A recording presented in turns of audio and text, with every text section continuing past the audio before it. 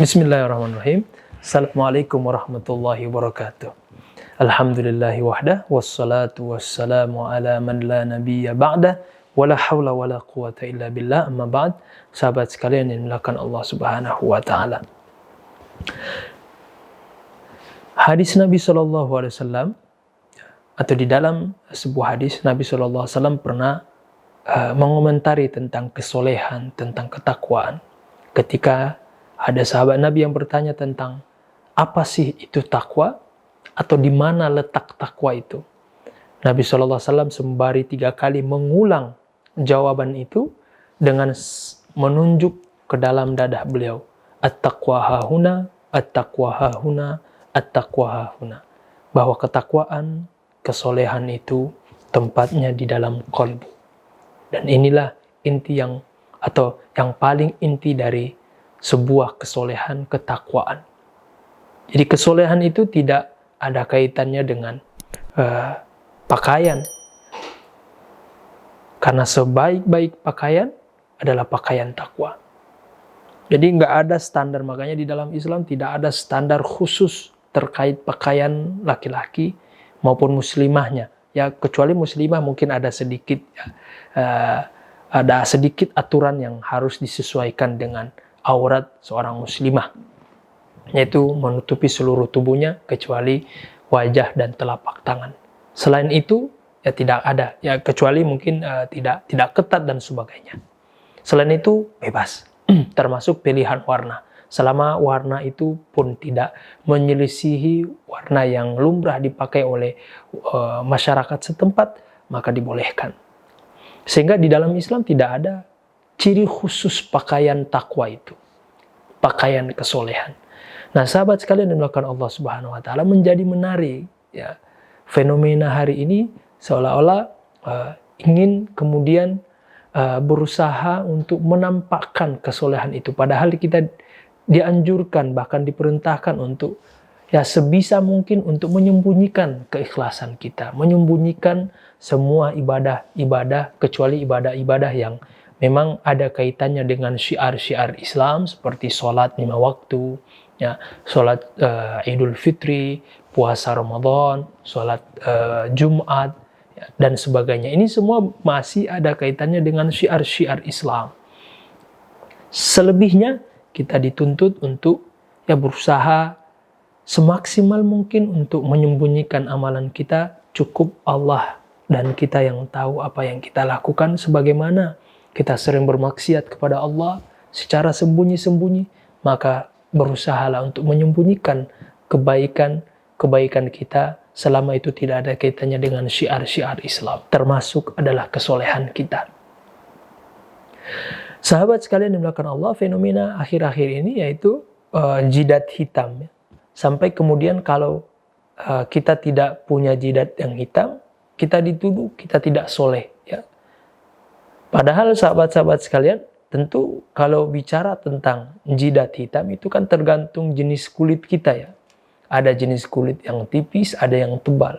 Biasanya yang tipis ini ya kecondongannya memang seperti itu. Dan juga dibantu dengan, ya kalau kita sholat menggunakan sajadah, ini kan diantara sunnah Nabi SAW ya, yang sering dilupakan, yaitu kita sholat dengan sajadah, dengan surban seperti ini kemudian ditaruh di lantai. Itu adalah bagian dari sunnah Nabi SAW.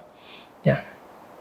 Nah, salah satu efeknya itu supaya ternyata ya tidak memberikan bekas di jidat kita. Karena sahabat-sahabat Nabi, sahabat-sahabat sekalian yang dimuliakan Allah, kejadian yang seperti ini itu ternyata punya akar sejarahnya. Di mana sahabat Nabi SAW yang bernama Ibnu Umar, ya kalau tidak salah, itu pernah mengomentari, karena beliau ini kan termasuk sahabat Nabi yang junior, ya. Sehingga beliau hidup setelah Nabi wafat pun ketemu dengan zaman para tabi'in, ya, yaitu orang-orang yang tidak bertemu dengan Nabi SAW. Nah, beliau melihat fenomena-fenomena itu, termasuk fenomena keberadaan sekte atau sempalan yang bernama Khawarij. Nah, ciri khas dari Khawarij ini adalah jidat mereka itu hitam. Dan itu ternyata subhanallah terulang kembali. Ya. Walaupun kita tidak menyalahkan ini ya, tidak. Karena kita sudah jelaskan tadi bahwa hitam dan tidak hitam itu sebenarnya kembali kepada jenis kulit kita. Tetapi kalau motivasi kita sholat supaya ingin jidat hitam, nah ini khawatir, hati-hati. Ya. Jangan sampai ya, karena ini sudah terjatuh kepada riya. Karena niat kita sudah salah. Dan itu pernah terjadi di zaman Sayyidina Ibnu Umar. Ya. Beliau pernah mengomentari melihat orang-orang itu, orang-orang Khawarij yang punya hitam legam. Ya. Beliau bahkan cenderung memarahi, ya, mengatakan bahwa wajah ini kan akan dipandang. Orang memandang itu, ya orang lain memandang kita dengan wajah kita. Termasuk Allah juga nanti akan memandang wajah kita. Maka jangan pernah merusak ya, wajah kita. Makanya di dalam Islam, sahabat sekalian, ya bagaimanapun kondisi marah kita, ya bahkan mohon maaf, kalaupun kita sempat cekcok, bahkan mohon maaf mungkin tengkar berkelahi dengan orang lain, kita dilarang untuk memukul wajah. Kenapa? Karena wajah ini merupakan anggota tubuh yang ada pada manusia atau yang ada pada diri manusia yang paling mulia. Tidak boleh. Sehingga nanti akan membekas, merusak wajah. Itu tidak boleh. Nah termasuk itu jidat hitam. Sehingga Ibnu Umar marah sekali melihat fenomena yang seperti itu. Ya. Nah ini di akhir atau semakin kesini seolah-olah sebagian kita berlomba-lomba untuk kemudian menghitamkan jidat. Ya, padahal ini menyelisihi sunnah para sahabat-sahabat Nabi. Sahabat-sahabat Nabi itu tidak punya jidat yang hitam. Nah kalau sujud kita benar, tata cara sujud kita benar, pasti kulit kita tidak akan hitam. Tetapi kalau kita menumpu atau menitik beratkan kepada kepala kita, maka ya tentu akan menghitam. Ya, sedangkan sujud itu gerakan yang ya santai aja, tidak mesti harus semua tertumpu kepada kepala. Nah, sahabat sekalian yang dimuliakan Allah Subhanahu wa taala, berbicara fenomena ini, saya teringat tentang masalah riya. Dan ini seingat saya pernah dibahas oleh Habib Al-Jufri ketika beliau sedang menjelaskan tentang syarah Minhajul Abidin. Beliau bercerita tentang lawan dari ikhlas, yaitu riya, bahwa tingkatan-tingkatan riya itu bermacam-macam, sahabat-sahabat sekalian. Tingkatan riya yang paling tinggi, dan ini riyanya orang-orang munafik. Insya Allah orang-orang yang beriman kepada Allah tidak pernah terjatuh kepada riya ini. Yaitu riya, yaitu mereka memamerkan, menampakkan kebaikan mereka, di mana tujuan mereka memang asalnya untuk sekedar menampakkan kebaikan itu. Tidak ada ingin berharap ridho Allah, tidak pernah berharap, bahkan mohon maaf, pahala pun tidak.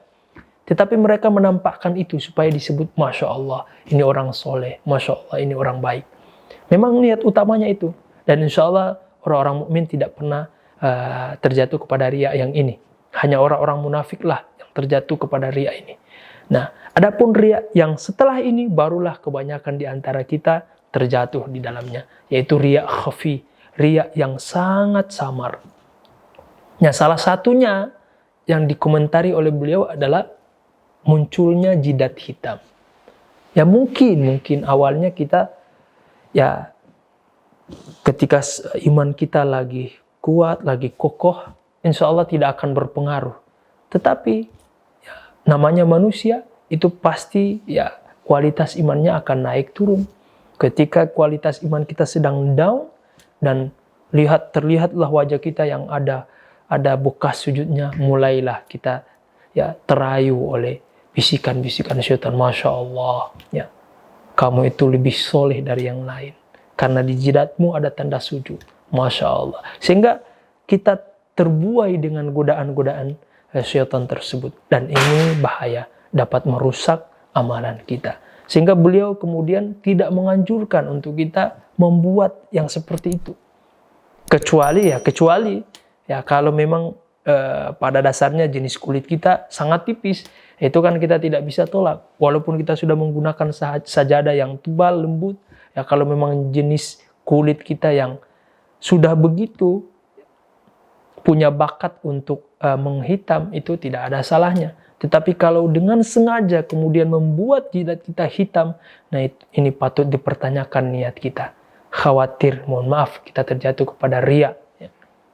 Dan ria ini adalah hal yang paling ditakuti oleh Rasulullah SAW.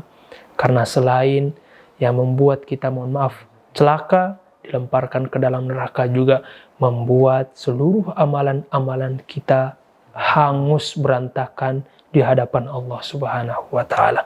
Maka ya, nasihat dari kami ya, baik kepada diri pribadi maupun kepada sahabat-sahabat sekalian, ya, mari ya, tidak perlu kita untuk, kalau tidak bakat kulit kita tidak menghitam, ya tak perlulah kemudian kita berusaha untuk menghitam-hitamkan jidat kita.